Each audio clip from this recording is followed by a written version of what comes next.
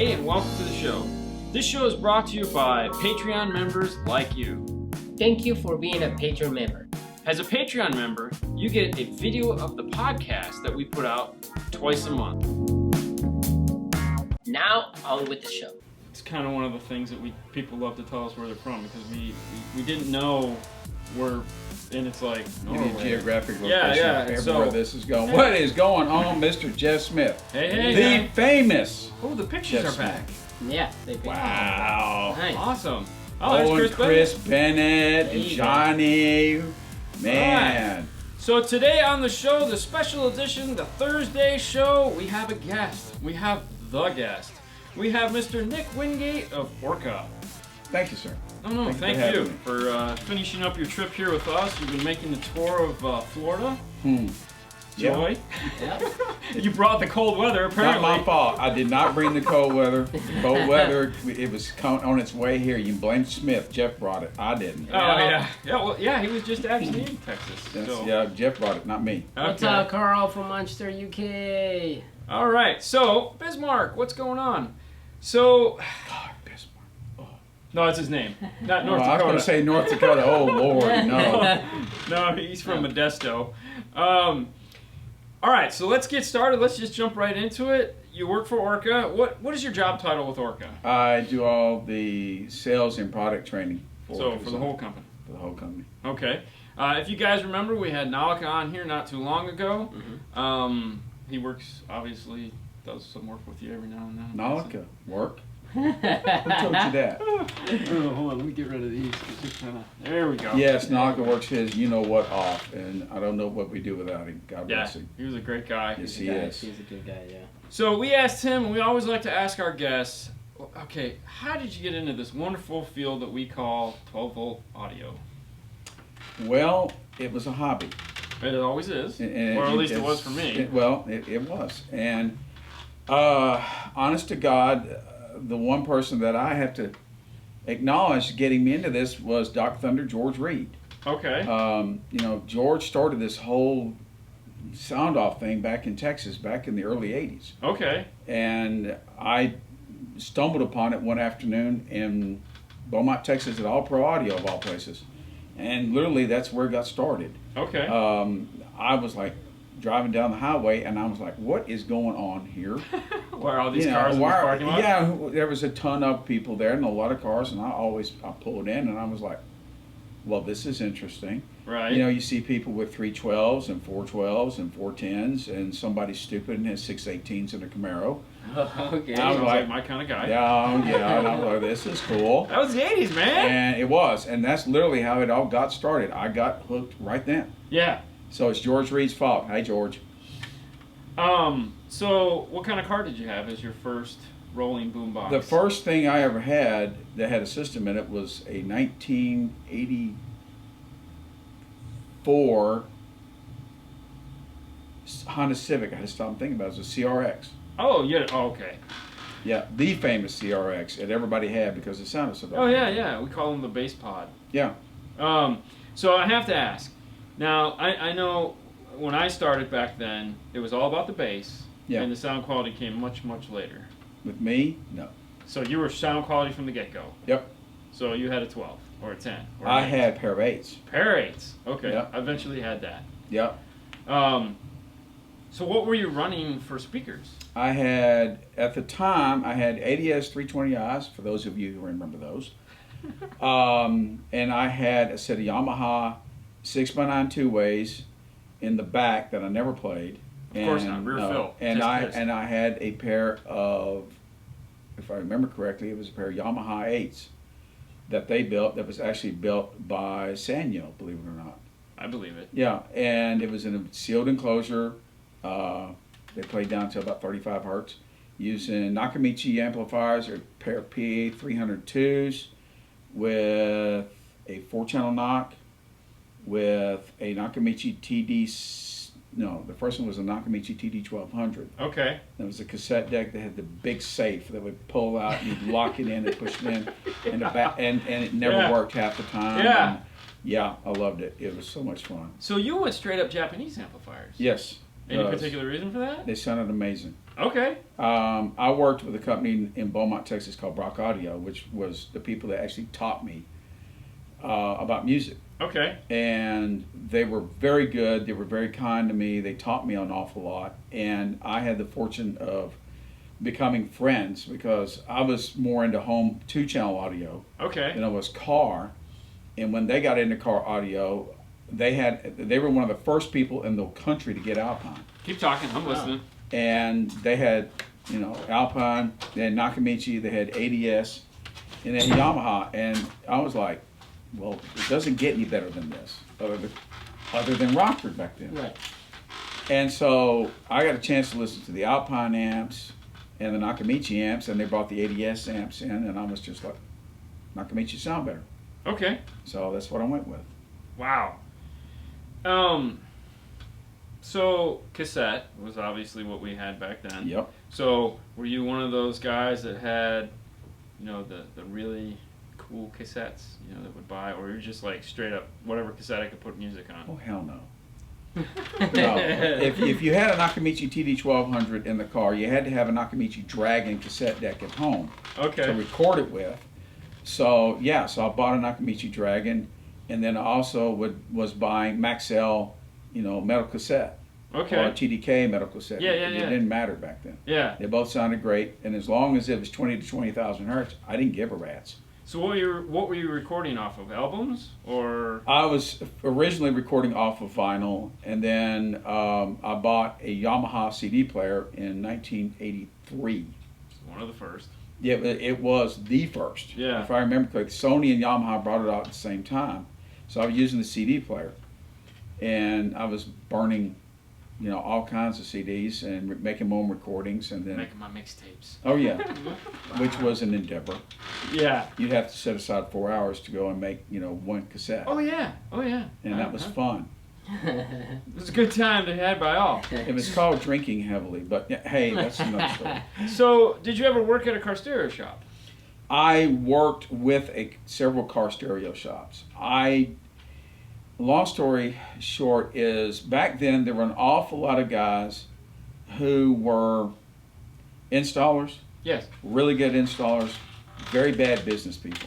Yes. And as my parents had a business, and I grew up in it. They Okay. had a retail grocery store, meat market, and I had acquired my degree, in business administration from Lamar University in Beaumont. I was like watching these guys work and do great installs and turn out cars that sounded amazing, and they're losing their butts Right. because they didn't understand profit and loss and how to run a business. That's understandable. I So, mean, that's true to this day too. Yeah, and so I was just part of a group at a place called Motion Audio in Beaumont, in Bridge City, Texas. Okay. I was helping them, and eventually I helped some people in Lake Charles, and then I eventually helped some people in Houston. You're the money guy. And Call Nick. No, and it all stemmed from me judging also for USAC, for Okay. Mark Barmore, and I grew to where I became friends with all these people, Right. and because of that, I felt like, man, look, let me just come help you. Right. Yeah. And that's literally how this whole thing got going. That is like the craziest thing anyone has told us. That that's how they got into audio. It's really how I got into 12 volt. That's crazy. So a lot of people is like, no, I started, doing my own installs, and then I work for the shop and Yeah. do this and do that. Like, Yeah, So you were in the home audio. absolutely, still am. So you're a left and right guy, Absolutely, 2-channel. only. Oh, really? Only. So what are you listening to at home? I have a pair of custom built towers utilizing a pair of Focal 165 WRCs. Okay. It's in a quasi transmission line. They are 3 dB down at 42 hertz. Okay. Yeah, people walk in my, if I'm lying, I'm dying. I've had people walk in my house, sit down and listen, and they go, can you turn the sub off? And I'll look at them and go, you want me to turn the sub on? There's no way. Turn the sub on. They go, oh my God. Now are you running? Never, one never of let it be those- said a 6.5-inch driver will not play low. Yes, it will. Oh yeah. Oh yeah. No, we know. We know it will. That's what we actually in his car right now. We're testing two 6-inch subs and a ported box. Oh yeah, and this is like I said, this is a quasi transmission line. It is 38.5 inches in length and 6.5 inches wide. Wow. Yeah, So, and did you build them or did you have? I built them. Okay. Yeah, I built them with my chief engineer at Orca. His name is Alan Hosebus. Alan is just genius. Right. It's the only way to I describe was gonna Alan. say, I mean, it's He profound. literally is, and Alan designed the enclosure for me. We're gonna get to your truck because that's the picture you guys are seeing over there. Those are the amplifiers in his truck that he has. That we've talked about his truck before, but we're holding off. We're gonna get to it, so be patient, everyone, because that's an amazing vehicle. Thank you. Now, how did you get the job at Orca?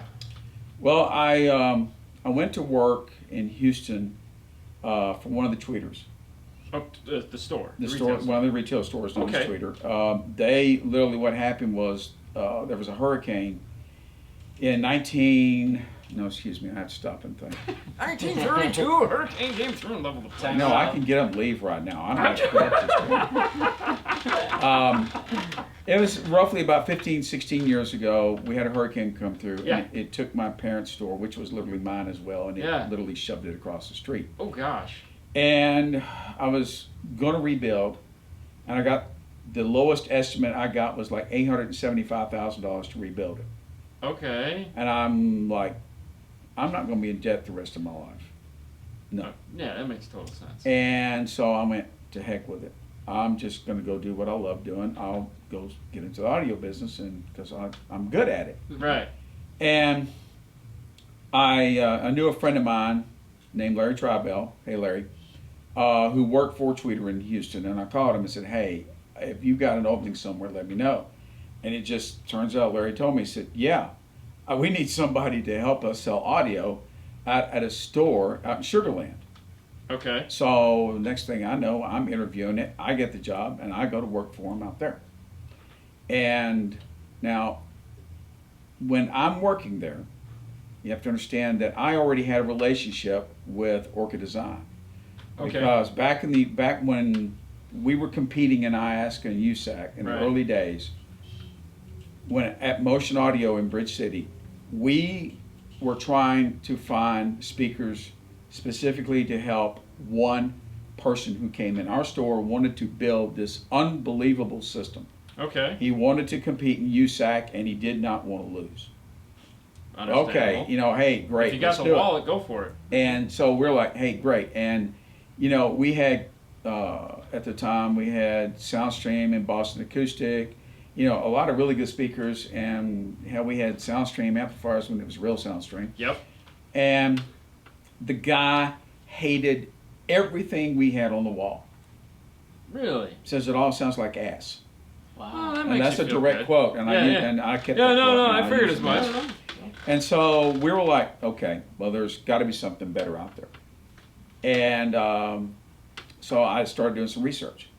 And I was looking. Which does not involve a computer at that time. No, there's no such thing. Yeah. It's literally go find the magazines. Yep. And there was a magazine back then called Speaker Builder. And I was going through Speaker Builder because a buddy of mine who was an amateur speaker builder was telling me, go look in here because this is where all the great raw speakers are built, and you'll find them, you're going to find ads for them. And I was going through it, and I found an ad, and it had a 15-inch subwoofer with these red multi-magnets on this thing, and it was the coolest looking sub I ever saw. Right? And I was like, well, that's badass. Uh-huh. And they said focal. We called it focal in Texas. And here. you can call it Janowski. I don't care as long as you buy it. I don't care. Blatant advertisement, by the way. And I'm like, there's a phone number. So I pick up a phone call, and I'm talking to Kimon Bellis, but I didn't know that. Right. I thought it was a freaking janitor. Right. Some dude. And we got to talking, and I conveyed to him what I was needing, and he conveyed to me how much money he needed. And so I gave him the credit card number of the guy that owned the store. Sorry, Kenny. And he sends us this huge box. Now, those of you who get product from Orca Design, you know what I'm talking about.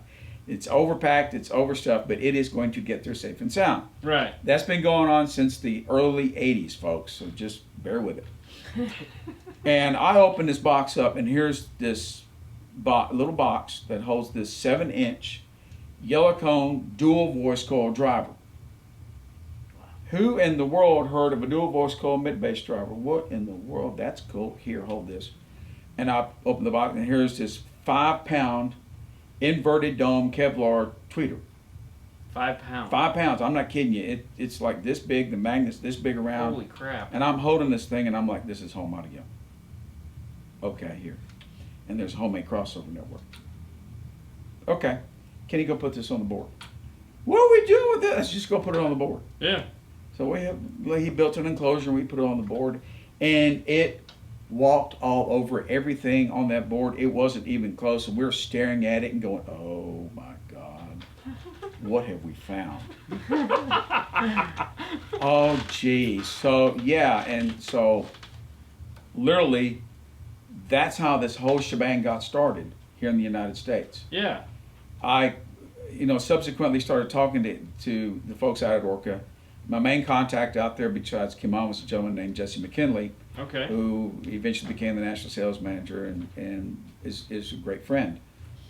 And we started moving a lot of product and selling stuff, and then we started expanding upon it, and we got an eventual world champion named Dale Fontenot Okay. over in Port Arthur, Texas, in Groves, and Dale, he had a store and he was using it and we were selling it to him, and then a distributor in Alabama decided that this was where we needed to go, so we started selling car audio through them. Okay. And I basically became what Kim On calls the super rep or the nationwide rep. Not even working for him, though. No, I wasn't working for him. You're just a dude Yeah, that said this stuff's really cool. yeah, and he put me in contact with Mr. Hugh Christian in Alabama, and we started working together. And when you started working, and doing this, and you started winning, Right. because we were competing. Yeah. And not only were we just, we were selling a little bit of stuff, we really didn't give a damn. We were there to win. Right. This is what this was all about. And You want to have the best sounding car on the planet. yeah, and when you walked into a contest and you had Focal in the car, there is a really good chance you're going home as long as you did your homework and you've done your base work on the car. Right. Because it was that much better than everything out there at that time. Right. It wasn't even close. That's funny. And that's how it all got started. And I had that relationship with them. And by the time this all happened, it had exploded. Right. Focal had become something huge by then. So during this, you're working at Tweeter. I was working in Tweeter. Okay. So And- that was the day job. And we were, and it was the job because we, quite frankly, I was no longer quote unquote involved, unquote, but yeah, I was, because I was still selling Focal because Tweeter sold Focal. Oh, they did. They sold Yes. Focal home. It sold Focal home and car. Okay. And so here I am selling Focal car and selling Focal home, and I was the only one in the store at the time that could do it. And they were letting me do it. And Yeah, please go ahead. Sell. Yeah, you can sell that. and Knock yourself out. it was it was not hard to do. That Right. was the cool thing. It really wasn't. And I was at Tweeter for a while, and I recognized that things were not going like they should be at Tweeter. When you're selling TVs like there's no tomorrow, Yeah.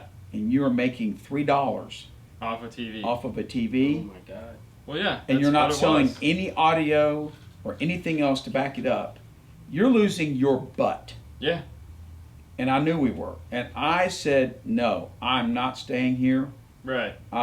This is So a sinking was ship. This, was this before or after they bought Sound Device? This is after they bought Sound Device. Okay. Yeah, because that didn't last long after that. No, no, It pretty and much so- imploded on itself. Yeah, and so I left, and I actually went back home to my parents to just get an eye, figure out what I'm going to do next, because I was just like, man, I'm not staying here. This is ridiculous. Right. And, for those of you who happen to be religious, which I am, the good Lord works in mysterious ways. Oh, yeah.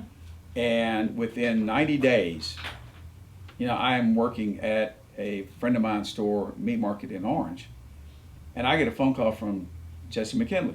Okay. And Jesse's like, what are you doing?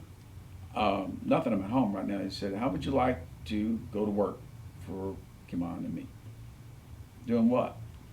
Doing all our sales training and product training. When do I start? He said, now.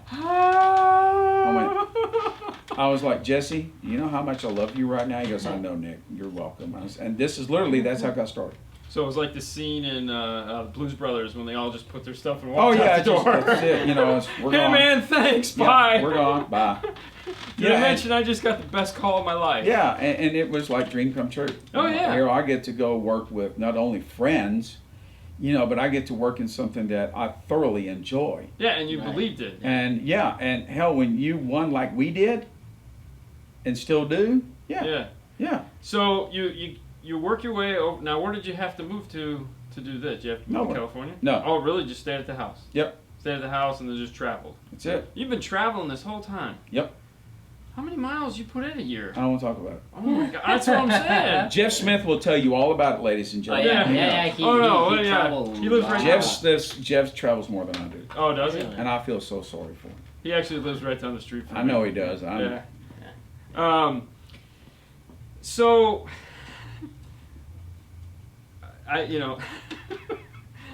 yeah, you got me. You threw me on that one because it was just like, wow. Because most of the time when someone comes down here, it always starts out the same. I worked at a car stereo shop. I did this. I did that. And you've taken such a path that no one has ever. Plus, you compete. Mm-hmm. Okay, no one ever comes down here and talks about competing. Yeah. So let's talk about that for a minute. Let's talk about like what does it take to compete in not necessarily today's world, but like back then. But let's just kind of work our way through it a little bit. So, well, let's not go crazy. Let's skirt over the issues. But what is competing? Let's start with that because I know most people out there when they think of competing, they just think of the guys pulling up at a DB drag and just going burp. And that's not what you do. No. Not at all. No. First of all, if you eat, sleep, drink music, yes, that's a big part of it. If you eat, sleep, drink, competing, competition, the drive to win, right, that is also the other part of it. You better have both of them. Right. If you have one, if you don't have the other, don't get into this.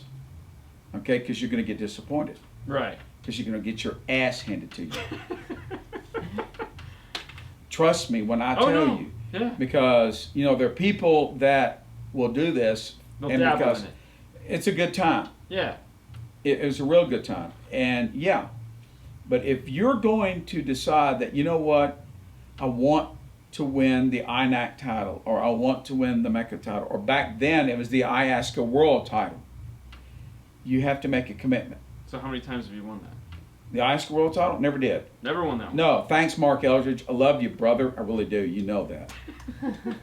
But no, because of my status with Focal, I had to compete in the expert class. Correct. I had no choice. Right. And when you're going against Mark, and who is, I will tell you, he is the consummate, hey Adam, he is the consummate competitor. I've never met anybody who is more competitive than Mark Eldridge, and this is a huge compliment to Mark Eldridge. Right. Mark was going to win, be damned. Okay. Was going to do what it took. I don't care. This is what we're going to do, and this is how we're going to do it. And when you run up against somebody like that, and you have somebody that has that drive, and it has the engineering background that Mark had, right, and he had the ability to fabricate what Mark wanted to fabricate, right, it's hard. Right. Plus, he learned a hell of a lot from people like Richard and David, Richard Clark and David Navone. He learned a lot with Doug Winker, and Greg Davis at kicker, and who's now with Kenwood.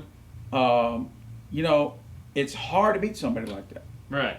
And the thing of it was, there were times that I could beat Mark in sound. Right. But install, no way. Oh, he'd just kill you. Oh yeah, now and until John Pitts and Will Adcock had made the decision that no matter what it took, they were just going to beat Mark. Right. And they eventually did. They reached that goal. I was just floored at what it took for them to do that. What did it take? It took a year of their lives Wow. To beat one guy. to beat him. It took Wow. a one solid year of their life. Just constantly used. I'm telling you, they made the decision they were going to do it. And So how they many did it. shows are we talking they'd have to go to, or you go to? Back then, Yeah. you'd have to get so many points. Yep. Usually you could do it in 7 or 8 shows. Okay, and they're all over the country. They were literally all over. Yeah. For us, it was Texas, Oklahoma, Louisiana.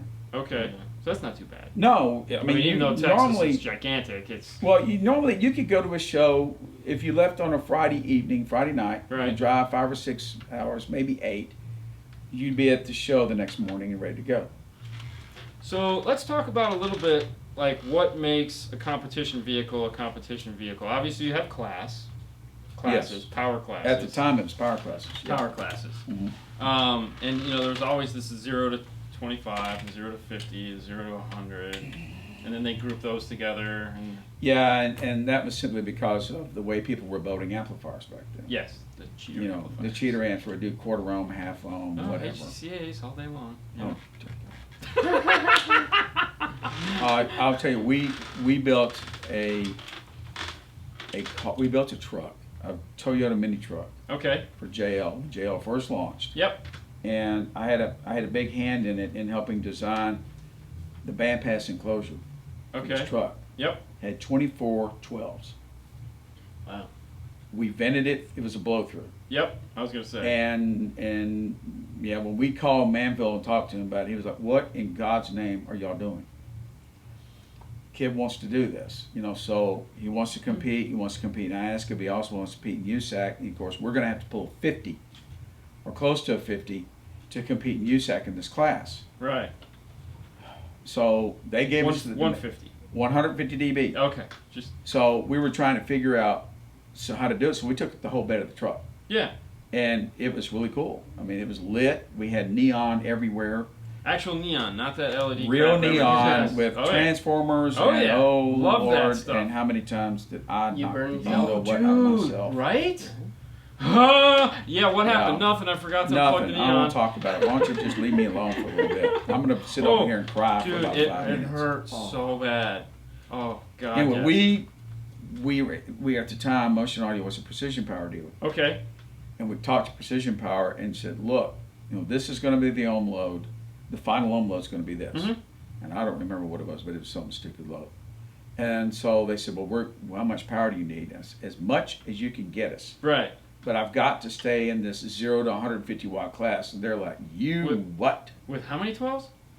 24. Okay. Okay. So we did series parallel. Yeah. every Yeah. day. Yeah. Crazy. And so they built us an amplifier that looked like for those of you who remember the ProMOS 25, That was a long thing, right? little bitty thing. Oh, it was wow. the little bitty one. Okay. And it was increased a little bit. And they sent it to us. And we put it in this big motorized amp rack on the back wall, and we had a Class A B that was close to Class A for us, so we had Focal up front in it. Car sounded amazing. I would Truck assume so. sounded absolutely amazing. We put kick panels in it, we had tuned it, you know, it sounded really, really good. And long story short is it would do a 42 or 43. That's as much as it would do Okay. with that little amp. Now, if we put like a Power 650 on it, Right. that It goes somebody had crazy. worked on, oh, it'd do 50 easy. Right. Oh yeah, and it was surprising, and the JL subs held up. We were all convinced then that, you know, this is one hell of a good sub, Yeah. and it was, and still is. Oh, yeah, they for still sure. built a hell of a great product. Yes. And what was cool is this kid was like 17 or 18 Okay. and loved this. It was amazing. I would assume. And but the first IASCA event, which was in Austin, Right. we took it to. He was driving ahead of us because we were pulling the car on a flatbed, and he took off, and he got pulled over by the Department of Public Safety and arrested for driving while under the influence. Ooh. So he didn't make it to the show. No. He was arrested, How did his car thrown do? in jail. His car won. Okay. Won a class, going away, not a problem. Right. It was amazing. This ends badly. I can just feel Yes, this it does. It ends is very badly. bad. A kid had to sell his car to pay all of his legal bills. Oh, God. Yeah. But it was a lot of fun to build, and it was way cool, and you know. And, Had those stories before. Yeah. But you know, when you're talking about quote back in the day, Well, yeah.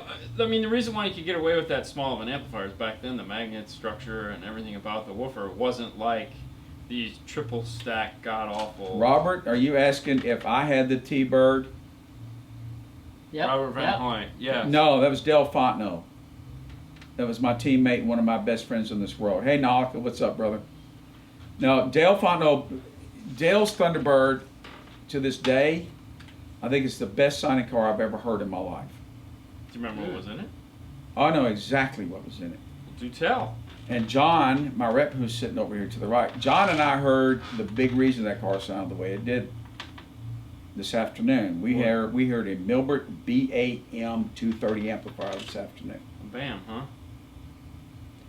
For those of you who don't know what that is a 2x30 watt burning designed pure tube amplifier. I was gonna say that's It is a two. amazing. Dale had two of them.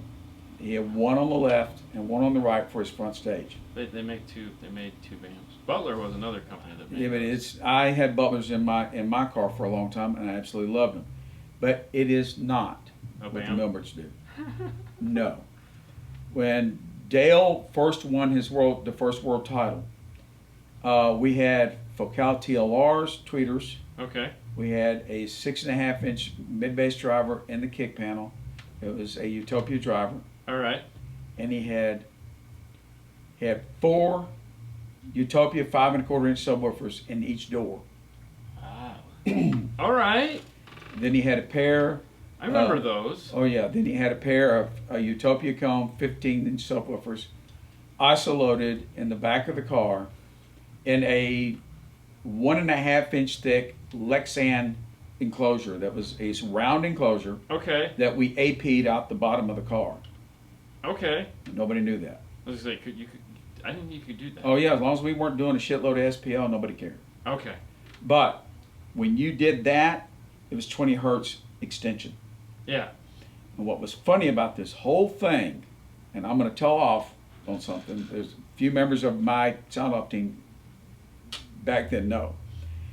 When we did SQ, the subs never played. Why would you need them? You had Those 4 5.25 Yeah. inch subs pulled the whole car to 20 hertz. Oh, I'm sure.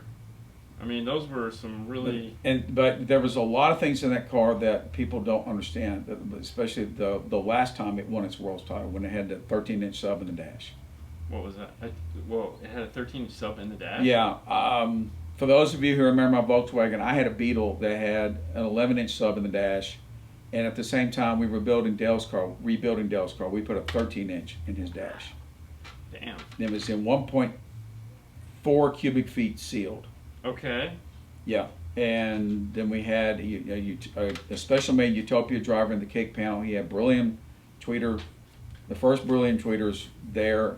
We kept the 5.25s in the doors. Right. And God bless Stephen Hill at Straight Wire. Steve Hill sponsored myself and Dale. Right. And between myself and Dale, we had about $60,000 worth of RCA and interconnect in our cars. Now, this is before processors. No, he had the ODR processor, the very first one. Okay. He had the ODR processors in his car, and the last time he won, the ODR preamp and DSP section had been gone through by a friend of ours in Kansas who changed almost every part on the board out because they were using really cheap parts, and he hated all of them. Yeah. So he changed all the parts out and built an external power supply Okay. off of a Krell amplifier to run the preamp section. So this falls back to what you were saying when it's like, if you're not in it to win it, Don't go. Don't go. because Don't do it. You're talking about just like, okay, this is a good starting point. Exactly. Let's start over. That's insane. That's It's called insane. I'm going to win. At any cost. It This doesn't is matter. I'm going to win. It's not So, an option. all right. As long as it is within the rules, Yes. I'm going to do this. So now let's take it back a little bit to where, when this whole first started, you were trying to get a center image and great imaging, Yes. but there was no processor out there to be had. There was no. There was. What There was it? analog. Okay. Oh, Yeah. we're talking little simple things though. Not that simple. And of course, DBX was out then, Okay. and they had started their digital processing back then, Okay. and you could get it. You know, there Well, was. the EQTs and all those other. Yeah, kind but of no. This was all in the professional world. Oh. Yamaha had just brought out all their YDG And product the reins. and the Reigns Okay. and the DBXs. Yes. I forgot about Okay, that. there was also the ADCS1 by Clarion. Okay. There was the ODR. Rockford brought their symmetry piece out, which Oh. weighed like 450 Yeah, pounds. because that was just a PC. Yeah, it was just this huge thing. It could be done. Yes. But here's the thing. It was 2-seat, not one. Right. So it's easy to get a car to image with Yeah, a processor today with 1 seat. Yeah. Do it for 2. Yeah. No, that's a pain. Okay? And then you were doing it back then. So when you're talking about, again, we're going to do what it takes to win. Right. Okay, like for instance, what we did in Dale's car. We had to extend the frame rails back close to 9 inches. We had to move the seats in 4 inches to get the path lengths to be within 3-4 inches of each other. And the car could still be driven. And to think now you can do it all with a magic box. Yeah, well, you still can't get 2 seats with a magic box. No. No. Or you do what Chris Pate did and you build a single seat drive car. Yeah. Well, problem solved. Damn right, Bob. Hey, Chris. But that's what we had to do back then. But even back then, you had to remember who your judges were. Okay. And we had pain in the ass, my God, judges. Okay. You know, when you have professional singers and musicians and studio engineers and audiophiles from hell. Okay. Now this is who we had to judge. This is who we had Now, to impress. how did they find the judges back then? Because they were all involved in music Okay. and they wanted to be a part of this. Really? Yeah, like for instance, our head sound judge, Mr. James Fottenberger. Okay. James was a rep in Texas for Home and Car, All right. professional musician, played for the Dallas Symphony Orchestra. Oh, jeez. And he was the head judge, he was the head sound judge for Iasca. Okay. Then you would have people like Sketh Bissett, who worked for an audio store, was a consummate professional in every respect, had, I think, the best set of ears I've ever been around in my life, and was a pain in the ass audiophile, but loved car audio. Yeah. You had Chris and Melissa Owen, the 2 best judges, period, I've ever had the opportunity to judge with, along with James and Dr. Winker. They are the best. They are the biggest pain in the butts to make happy. And I will tell you, they came out of retirement a couple of years ago and went to Steel Valley Regionals Right. and hurt a lot of people's feelings. Just like that, huh? I was there and I watched it happen and I saw all the faces. Because Chris and Melissa will tell you if your stuff sounds like hammered dog, Yeah. there's no pulling punches. Wow. No, you have problems. You really need to go solve them. Now, did you judge ever? Oh, yeah, I've judged USAC finals. I've judged Iasca finals. I've judged Steel Valley. I've judged Perry, So- Georgia. Judged a lot. Yeah. Oh, yeah. I'm still a certified Iasca training judge. Now, what? Okay, that brings up a great question. What do you have to do to become a certified IASCA judge? Judge a hell of a lot and be recommended. Okay. James recommended me. Okay. That was way easier than I was hoping for. Yeah, well, back in the day. A lot of Oh, here we go. Here we go. Back in the day. We actually have a shirt. There was there was what was known as the A team for Iasca, Okay. and I became a member of the Iasca A judging team All right. That's along with cool. Jeff Smith. Jeff. Mr. Quiet, keeping it to himself. Yep. I like sound quality, he says. So let's talk about your truck. Okay. Okay, so you decided that your time is now, you're gonna win. Yeah. So you have what year's the truck? 2014 Chevy Chevy Silverado C1500 work truck. work truck. Yeah, it was. So let's go over a couple things that are in it before we describe what the actual system is. So how much of the black hole sound treatment did you put in this thing? 540 pounds. Do you hear that? That's 540 pounds. Now, if any I of you guys weighed it. caught our recap video of Dallas Knowledge Fest, we talked about this. And how much modeling clay did you put in the subwoofer enclosure? In the sub enclosure itself, there's not any modeling clay. Okay. There is a substantial amount of Black Hole 5 Right. from Orca Design with some Black Hole stuff. What did you use the modeling clay for? The modeling clay is used in some sections of the doors Okay. in which the materials that I had on hand would not eliminate the resonance. Okay. So I knew from past experience that non-hardening modeling clay, if you add enough mass to it, it will eventually kill it. So I found that you just keep applying. Yeah. When you run into a problem like that and you're using what type of mat you want to use, I Yeah. don't care. Right. If you apply it, it doesn't work. You apply a little more, it still doesn't work. Well, it has a certain resonance frequency. That material does. Right. You ain't figured it out. You got the wrong thing. Okay. So it's either you're going to start adding more layers of it, or you need to find a more dense material. Okay. Modeling clay. I mean, that totally threw us. So let's talk about the subwoofer enclosure. What Okay. sub did you end up putting in the vehicle? A Raven 12 XL. Which is the It's Orca a home. It is a home audio version of the Illusion Audio Carbon C12 XL. It came first. The C12 XL came first, then the Raven came later. Oh, okay. Yes. That's cool. And the picture over there is the two Moscone amplifiers that are powering it. Yes.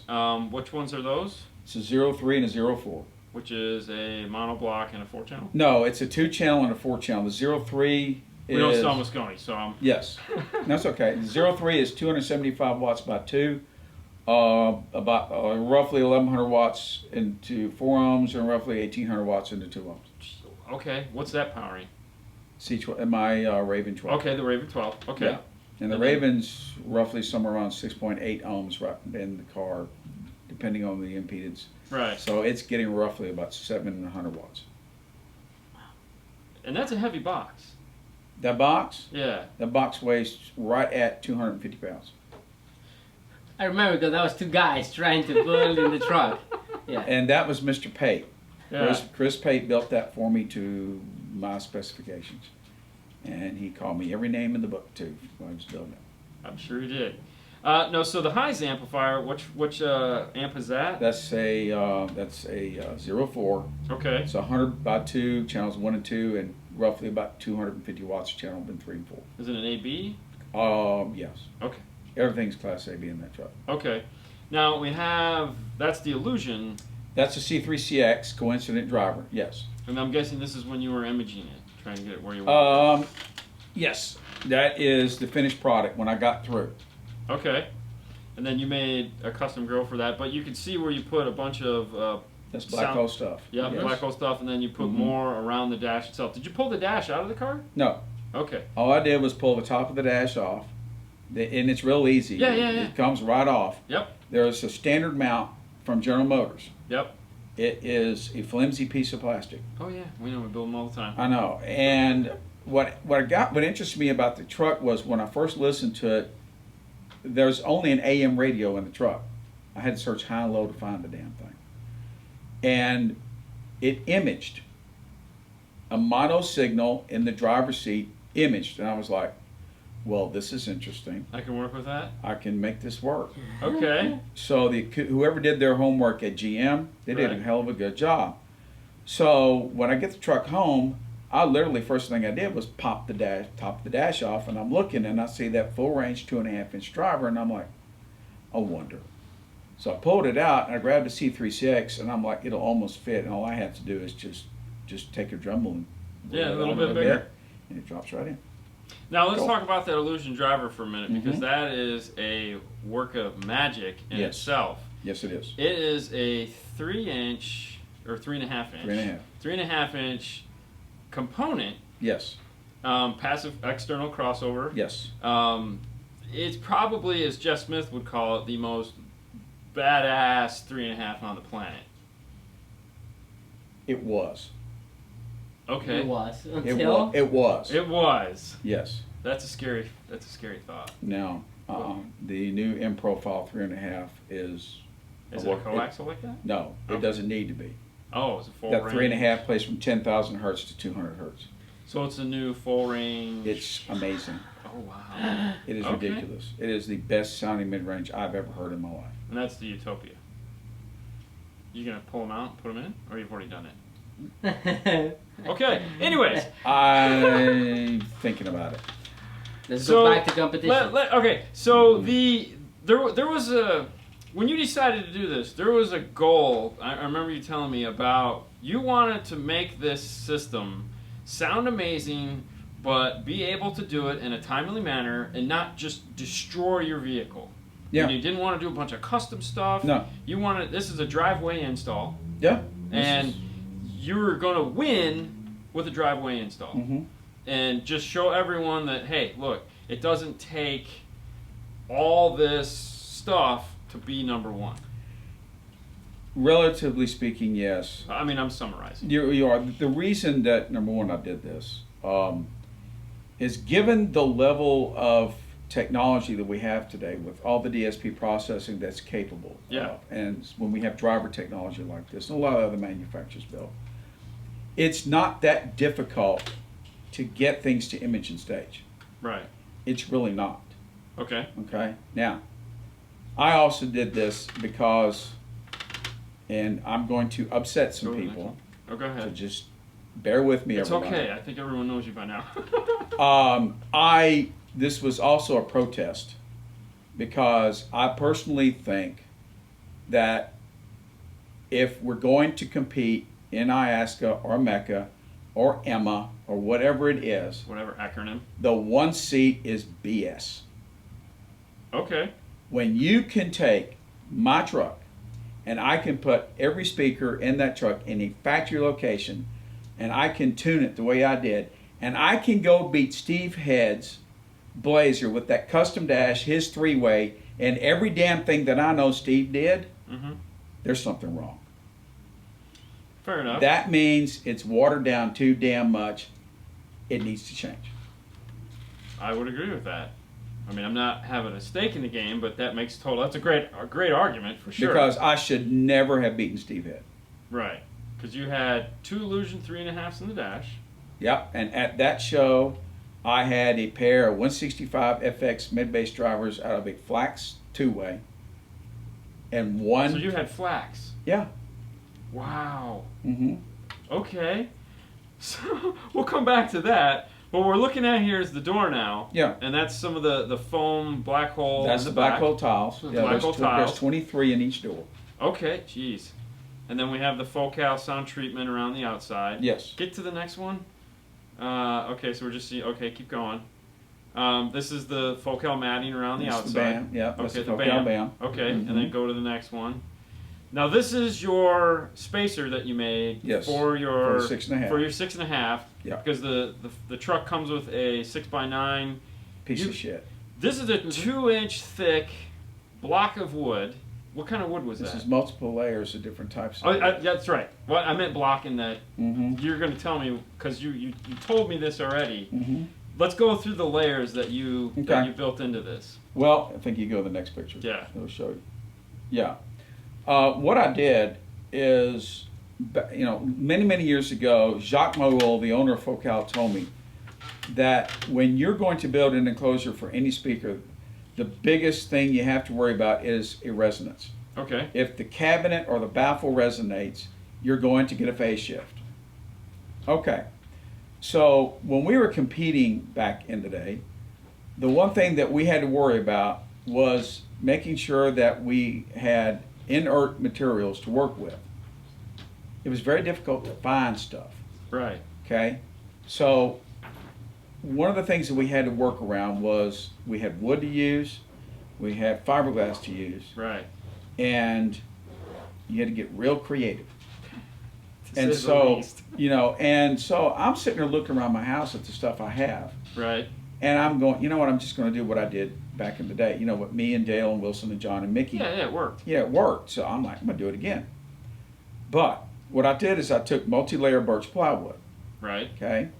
And then I took fiberglass rosin with some hardener, and I cut the pieces out I was going to use, and I literally poured it on both sides and let it soak in for 2 days.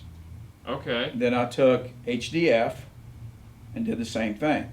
Okay. Okay? So number one, I've got 13 layer birch plywood. So I've got 13 layers of wood that are different types of material. Right. So they have different resonance frequencies. Correct. Then I added mass to it. Also, it was going to increase the stiffness. Right. Then I had HDF, which is is wood and glue. Right. Okay, so then it's extremely porous, and it's going to sit in the door, so I've got to make sure it's waterproof. Right. So again, I'm pouring rosin on it, and it seeps in and it's hardened. So I did that. So you bring these two together, okay? Yep. Well, I still had some things left over from when I built the Volkswagen back in the day.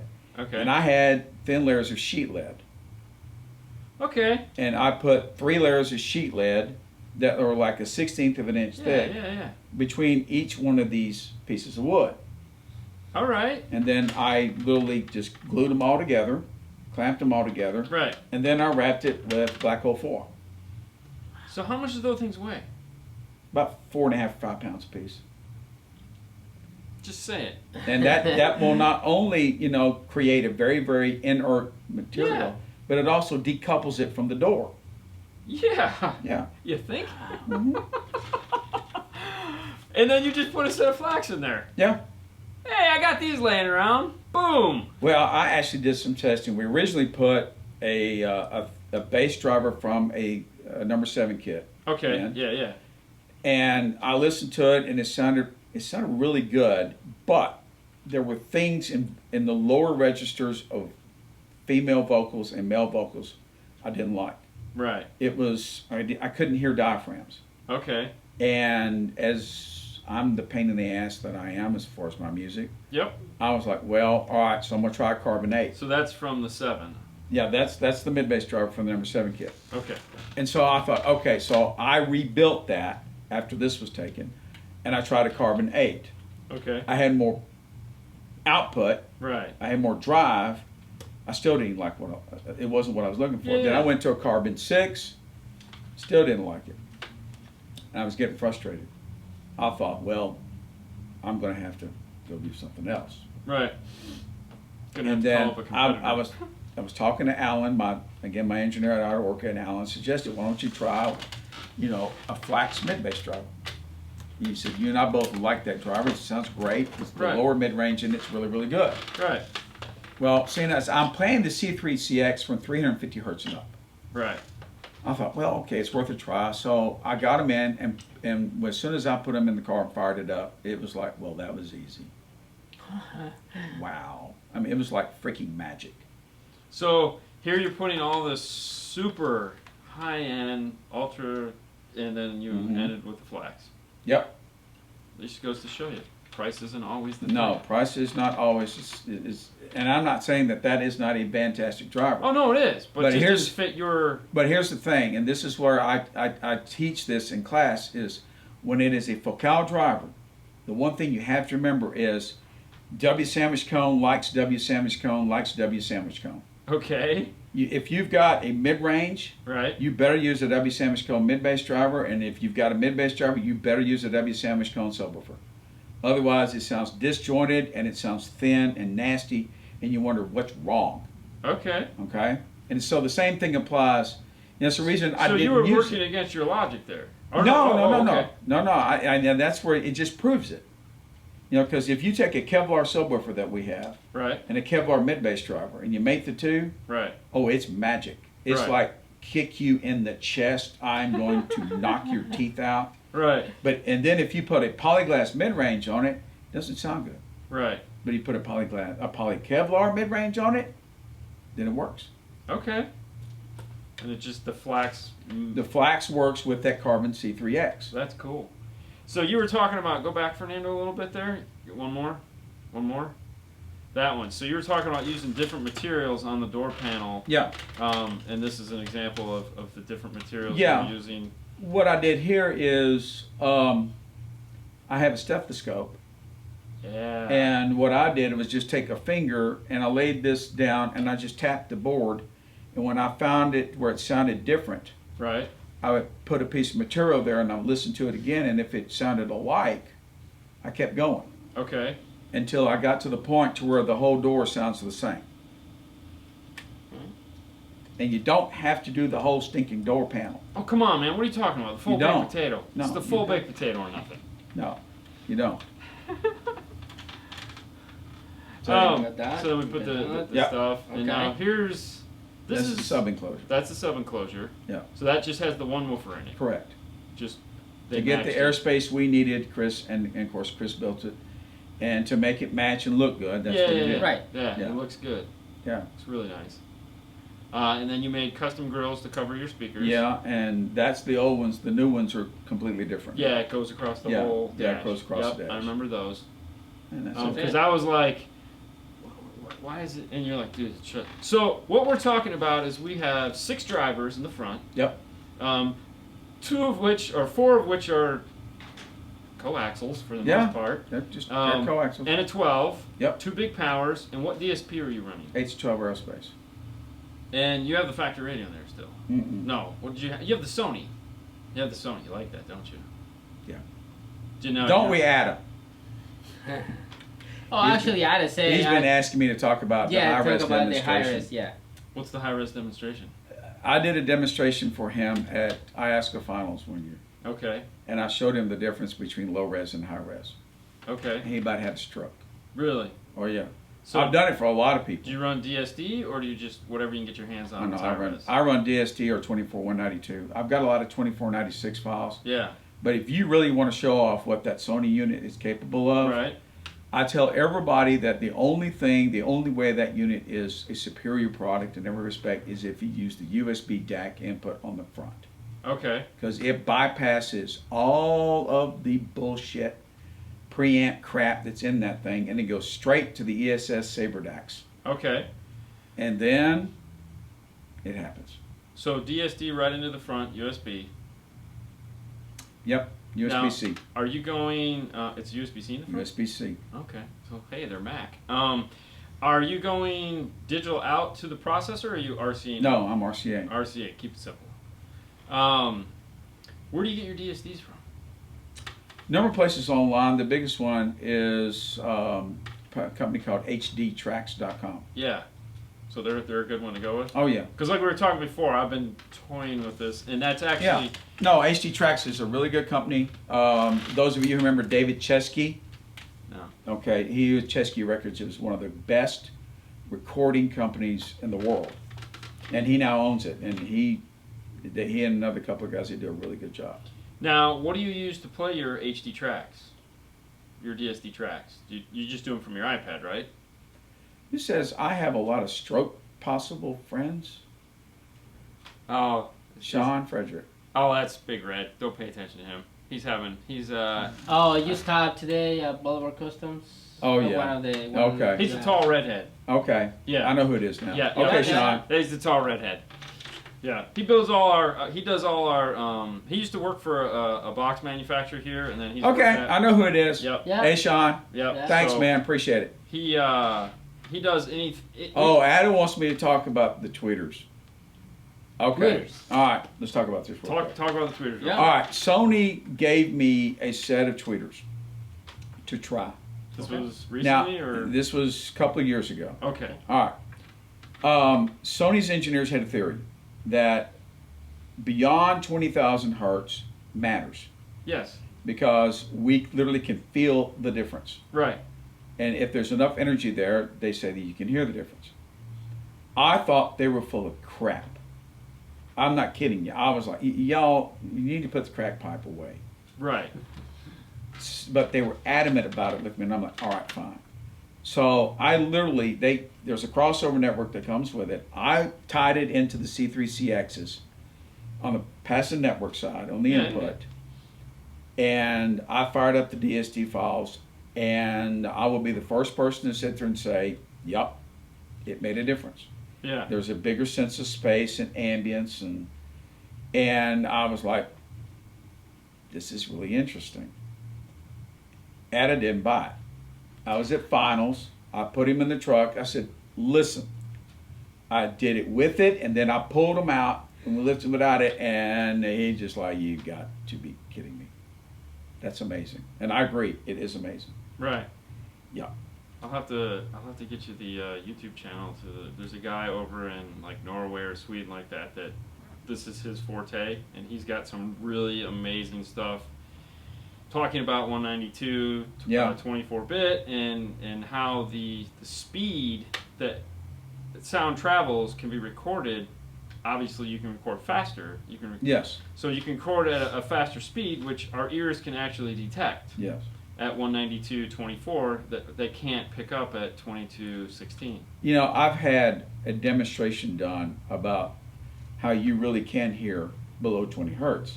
Right. There was a company that was doing a demonstration at Rocky Mountain Audio Festival, if I think some trade show I was at. They were demonstrating their subwoofer characteristics and how it would work. Right. It's a freaking fan. Oh yeah. I sat in this room, and they pressurized this room with a fan that the blades would rotate and change pitch according to what the frequency was, and I literally got sick. Oh, I bet. Because they played 5 hertz in the room, and it scared the piss out of me. Wow. I mean, we're watching, my shirt's moving, my pants are moving, and what they're playing they're playing Pink Floyd. Where they, you know, off of the wall where the helicopters come in. Yeah. It is literally it's a roof like this. It is shaking and knocking stuff down. It was amazing. I was like, I want this in my house. I don't give a shit how much it costs. This is freaking cool. And I don't even know if they still exist or not. But now that I have a home theater, I want this. But you got to have an attic. Didn't Phoenix Gold make some fans like that? Phoenix made the Cyclone. Yeah. Yeah, but this was just a freaking fan. I was like, this is the stupidest thing I've ever. It was amazing. Right. So, there's something to that. Yeah. Well, you know what? No, I'm not going about the K-Fist joke, Ed. I'm not going. No, yeah. All right, so that brings us to an hour, which is the cutoff point for the show. I want to thank you so much for coming on, Nick. This was an education and just an experience that we have yet to have. So thanks again for coming on, taking the time out of your trip here in Florida. Mm-hmm. We're going to end it at that, guys. You know where to find all the cool stuff we do. Have a great night as always. We'll see you guys again on Saturday on the YouTube show. We'll answer all your questions then, so be prepared and we'll have lots of fun. So you guys have a great night. Thanks for tuning in on this special Thursday edition. We'll see you guys Saturday. Bye.